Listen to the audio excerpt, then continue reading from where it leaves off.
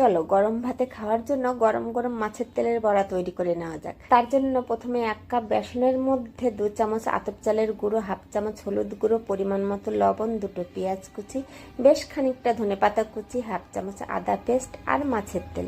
এবার সব ভালো করে মিশিয়ে মেখে নিতে হবে।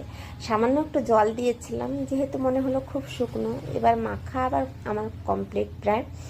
তখন দেখি যে কাঁচা লঙ্কা দিতে ভুলে গেছিলাম, তাই আবার 2টো কাঁচা লঙ্কা ছোট ছোট করে কেটে নিয়ে আবার একবার মেখে নিয়ে এবার গরম তেলে বড়ার শেপ দিয়ে দিলাম। হালকা আছে এপিট ওপিট উল্টে লাল করে ভেজে তুলে নিলাম। গরম গরম মাছের তেলের বড়া আমার রেডি।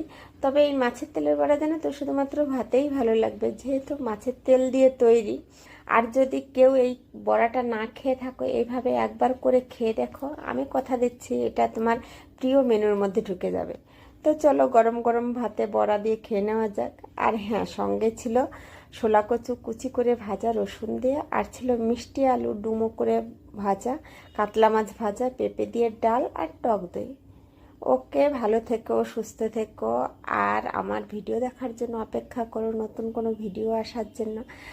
আর যদি আমার ভিডিওটা ভালো লেগে থাকে তাহলে অবশ্যই একটা লাইক ও কমেন্ট করে পাশে থেকো। থ্যাংক ইউ পুরো ভিডিওটা দেখার জন্য।